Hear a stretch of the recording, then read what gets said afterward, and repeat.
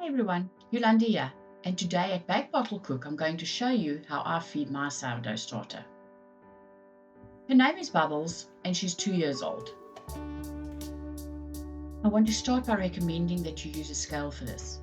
And the great thing is that you only need flour and water. So you'll see that I weigh my flour and water. That's the most accurate because a cup of flour does not weigh the same as a cup of water.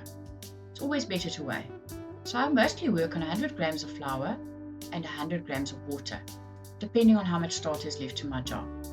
Sometimes I just add 50 grams of each if I only have a little bit of starter left. This ensures that I keep to 100% hydration starter. My recommended tools for the job are a spatula, chopsticks, and some kitchen towel.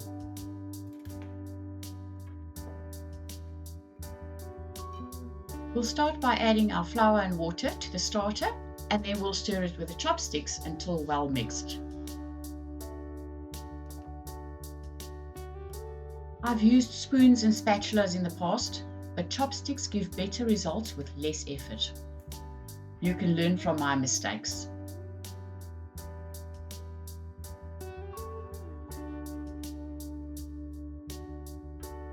Mix it until it's well mixed.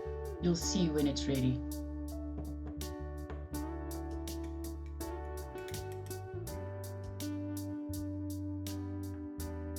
After it's well mixed, I wipe the sides of the bottle down with my spatula.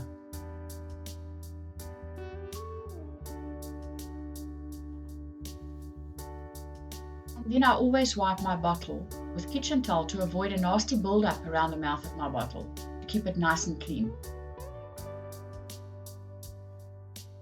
Use a rubber band to see how much your starter grows and when it's doubled in size. It should take around 4 to 5 hours in summer. In winter, I feed my starter in the evening before I go to bed, and when I wake up in the morning, it has doubled in size and ready to use in one of my delicious sourdough recipes. I only bake once or twice a week and keep my starter in the fridge between bakes. Then I don't have to feed it daily, only when I've used some of the starter.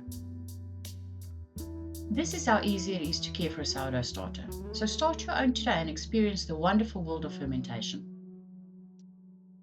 Thank you for watching. See you next time.